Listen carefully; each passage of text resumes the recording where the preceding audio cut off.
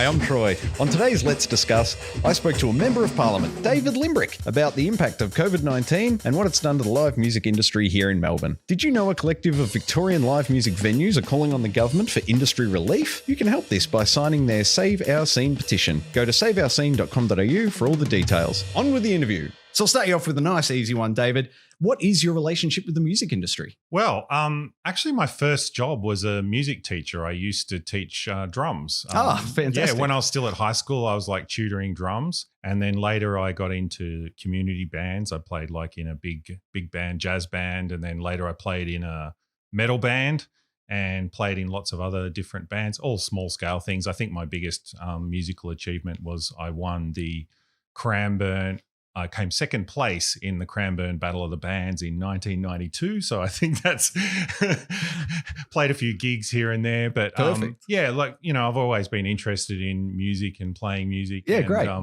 The current situation's pretty upsetting for everyone who loves music, I think. Absolutely. I imagine with all the extra work you've been doing lately, you have had no time to practice your drumming. No, not at all, really. Although on lockdown, it may have been fun. Have you got a favourite band? I mentioned earlier my favourite band was Tism. What's your favourite band? Oh, look, I love Tism. I think we were talking about this on the way. I have fairly eclectic music taste, but I think probably my favorite musician might be Beck. I just like the absurd, funky stuff. But yeah, Tism's great too. I used to be into metal a long time ago. But the hair was a bit longer back then, was it? It was a bit longer back then, so I've sort of gone off that. Very good. And aside, how do you listen to your music? Are you like a YouTube music listener? Do you Apple? Like, how do you subscribe? Are you a subscriber to music services? Yeah, so I've got Apple Music subscription and listen to it in the car mostly. Yeah, great. Yeah, I found since I got elected that I've been driving a lot more than I used to. I used to take the train and you know, I drive a lot and you want something to listen to in the car. Absolutely. Yeah. You certainly do. So COVID's really changed the shape of the nation. There's been crazy impacts left, right and center, crazy changes. The music scene has changed, but it doesn't even know where exactly it's going to land. Do you, and obviously no one does, but you're educated, you've got a lot more information than most people. How do you foresee the changes in the industry? It's going to be tough. Like in the short term, the venues themselves are shut down at the moment, right? So the questions that people are asking is how are they going to be able to reopen? Clearly things are going to have to be different once they reopen because they're going to have to do things like social distancing and things like that. So lots of people are talking about how they might be opening. Now, a lot of these venues have put a lot of thought into this. So venues that might have had a bar where everyone crowds around the bar, that might not happen anymore. They might have table service. They might have less patrons in the venue. I've heard the idea that some venues are interested in relaxing some of the laws, which I'm very supportive of temporarily, to let people go into the car park because they're not allowed to do that at the moment. So some venues have a car park. Maybe they can have more people in the car park.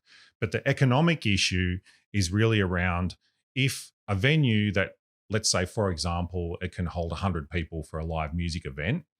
If it can only hold 50 people now, that means to make the same revenue, they need to charge, double the price on the ticket price. Now, are people going to be willing to pay those high prices? I don't think we really know yet whether that's going to happen. A lot of people have lost their jobs at the moment.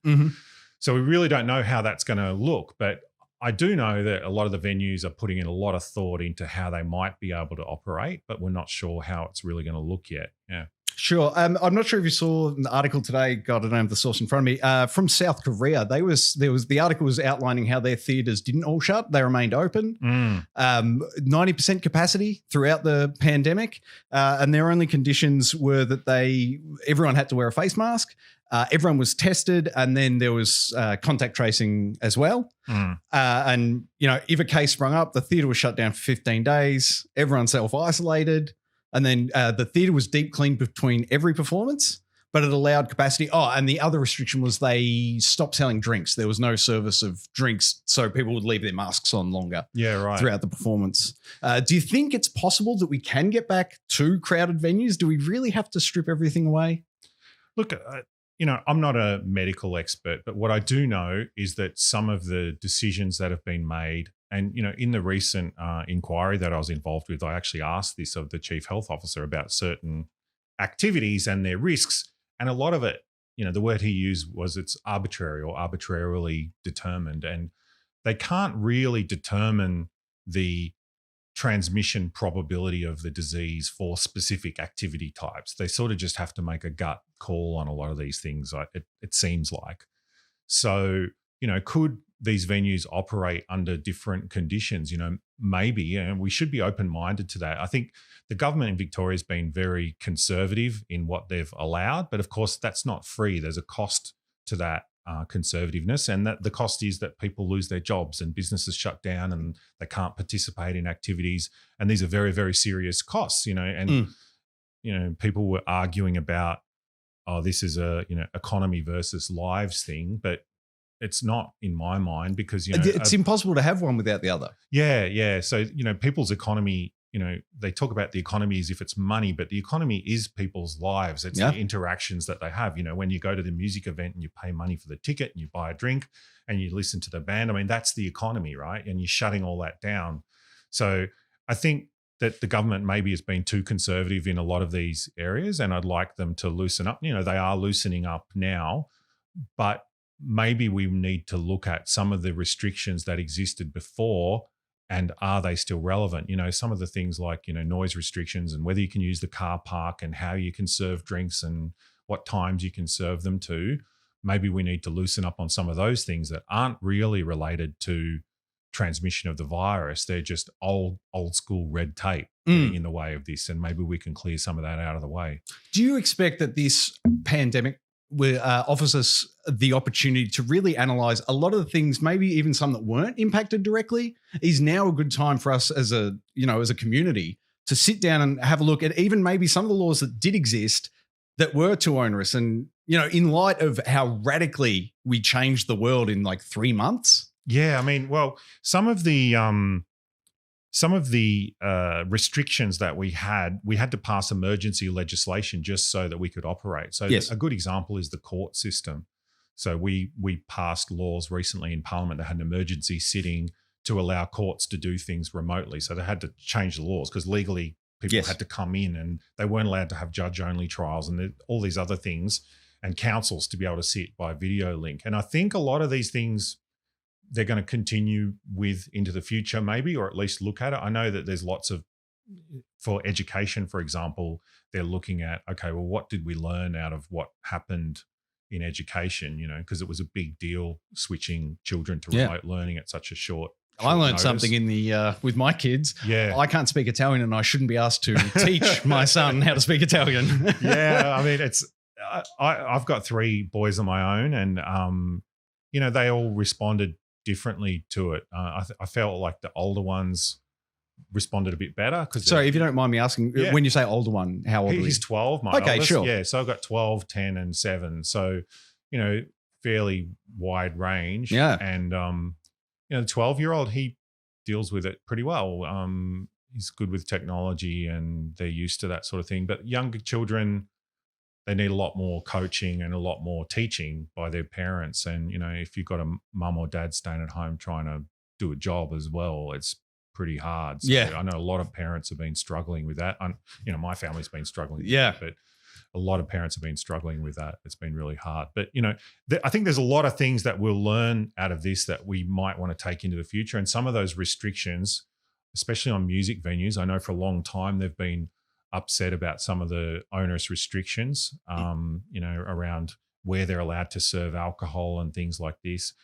When I heard the car park idea, I thought that's great. Like, I immediately thought St Kilda. Yeah. Like, I mean, there's lots of venues that have got a car park and it's just sitting there. So why not just close off the car park and let them serve beers in the car park? They can have security and all that sort of stuff to make sure it's not dangerous. Yep. And it'll widen out the space between people. So, yeah. So can you get into any specifics for me? What action would you like to see the government take to rectify the live music industry? Well, I think the first thing that they have to do is get the venues open again. Like, there is no live music without the venues. Now, they've started opening smaller venues. So I I think up to 20 people soon, but a lot of venues still won't open with that because it just won't be economic for them. They can't make money out of that.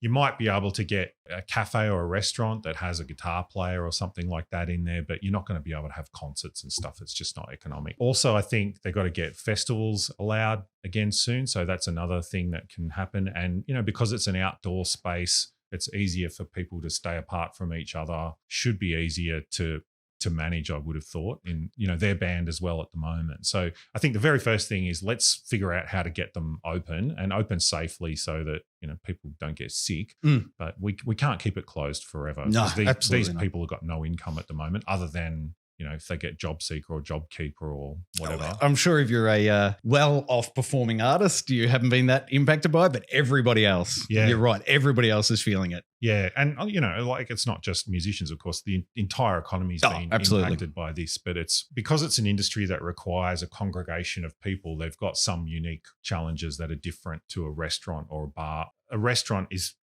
can be highly managed, whereas a live music event is a bit different, I think. But yeah, I mean, like you say, if we can look overseas at what other people are doing, like you say in Korea, some venues can also convert to like a cabaret format. You sit down at a table and maybe they bring you some food and they can make some money out of that. So yeah, there are some great options, and I do look forward to seeing when they start peeling them back. Now, I'm not trying to put you on the spot here, but could you ballpark in your mind, do you have any idea, like New Year's Eve this year? Well, this coming New Year's Eve, do you think we'll be back celebrating shoulder to shoulder? Will there be parties? Is that a realistic expectation for the live music industry? Could we think, yes, by New Year's Eve we can have stuff? I honestly don't know, and I wouldn't like to say to get people's hopes up. I really don't know is the answer. Fair enough. What I do know, though, is that the emergency restrictions can only go for a maximum of 6 months. If the government wants to extend them beyond that, they either need to pass new legislation or do some sort of new emergency restriction. So I think, I'm just trying to think of when they started, but I think within the next 3 months, the emergency restrictions will expire and they'll have to do something about that. So, and I assume the public at that point has the option to object if they try to extend it, and the general public is like, no, you know what, we've had enough. Well, there's a few ways they could do it, and I don't know which way the government would choose. So at the moment, they've got a medical emergency declaration, but they could also do what's called a disaster declaration. They actually did a disaster declaration already once this year for the bushfires, but the disaster declaration is quite different to the medical declaration. The medical one just gives the chief health officer special powers to restrict movement. The disaster declaration works quite differently, but they could conceivably use that, or alternatively, they could use a new piece of legislation, which we'd have to look at, which I haven't seen if there is one. Fair enough. All right, we're going to have a bit of a fun one now. Okay. Can you take us through a brief summary? How did the whole Tism Freeway thing happen? Oh, all right. So that was in December last year. So I was a Tism fan, and we were talking to my team, last week of Parliament for the year, let's do something a bit offbeat. And we were thinking about, in the city, there's all these streets that are named after different bands and stuff, AC/DC and all that. And I'm thinking, well, what's in Southeast Metro? There's nothing. And they're building this new freeway. I knew the song Mordialloc Road Duplicator, and I was like, they basically saw the future of the Mordialloc Freeway. It should be called the Tism Freeway. So I said, I'll ask the government to do that. And then it was just sort of a bit of a joke, and I didn't really expect anyone would pick up on it. And then the next day, it's all in the newspapers and gone all over the place. And I think every Tism fan in Melbourne thought it was a great idea. We rattled a lot of Tism fans out from under rocks when that happened. Yeah, and the government actually responded. They did knock it back, but it was sort of a funny knockback, and that got some media as well. So it was quite interesting. But the point that I made is that who cares if the government calls it the Tism Freeway or not? Like Jeff's Shed. The government didn't call that Jeff's Shed. The people did. So I think the people should call it the Tism Freeway. And who cares what the government calls it? Perfect. Have you seen much from the music industry with respect to the changes they have made to try and become profitable in the past 3 months? Have you seen anything crazy, anything cool? Not from the music industry itself. I mean, there was the government thing, the Victoria Together, but that was sort of like a top-down managed event type thing. The main message that I've been hearing is, we can't do anything at the moment other than, try and make money out of streaming services and stuff, which is pretty difficult. My understanding is a lot of musicians, they make most of their money, if they make money at all, they make it out of live events. Correct. And it's the touring. And you can't do live events. So that's the problem. They want to get back on stage as soon as possible. And, I want them to get back on stage as soon as possible. I mean, and obviously it's your job, but I'm curious as to how you tackle it. You've got the economics, the desire by the musicians to be playing, but also how do you keep in mind, like, how do you weigh up the benefit that all the audience members get, all the missed audiences that we have now, the joy and excitement and togetherness you feel at a gig that's been eliminated from the culture in the last 3 months. Yeah. I'm keen to get it back. I think it's important, but I'm curious from like a government standpoint, how is it that you weigh the scales of economics and good feelings? I'm not even sure how you correctly categorize the mental health benefits of going to a live performance. Yeah, I mean, like I said before, economics isn't different to, economics is really a way of describing human activity, right? Sure. And we've said for a long time that, Victoria or Melbourne is like one of the music capitals of the world. Apparently we've got more live music events than pretty much anywhere. But is that going to continue? I don't know. Are we talking about something in the past? I don't want it to be something in the past. I want us to continue that into the future. Absolutely. But the longer that this shuts down, the more musicians are going to have to do other things to get income. The more venues are going to have to shut down or change their operations.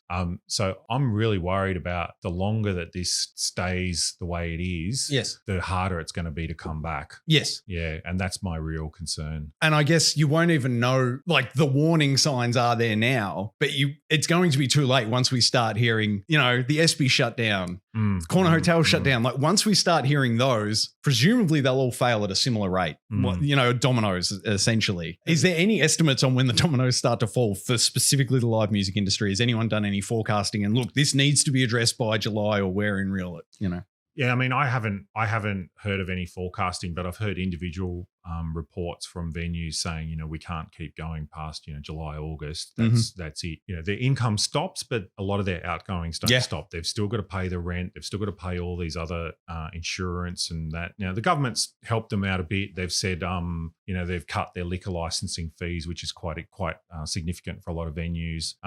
They've cut a lot of other fees and rates and payroll tax for very large businesses, but it's clearly not sustainable in its current state. Is the point, I think, and it needs to get back as soon as possible. And we're worried that, I'm worried that some of these venues won't come back and they're gone. Yeah, I think that's already happened. I'm very fearful. Yeah, I mean, even on the retail sector, you see, some icon businesses, they might have been in a little bit of trouble already going to administration, like Aussie Disposals. I mean, that's been around ever since I was a kid. And then all of a sudden it's gone. They're in administration and they've got a clearance sale down the road from my office. So, I don't want to see the SB or one of these others go under, but Definitely. All right, David, thanks, mate, for coming in. It's been great.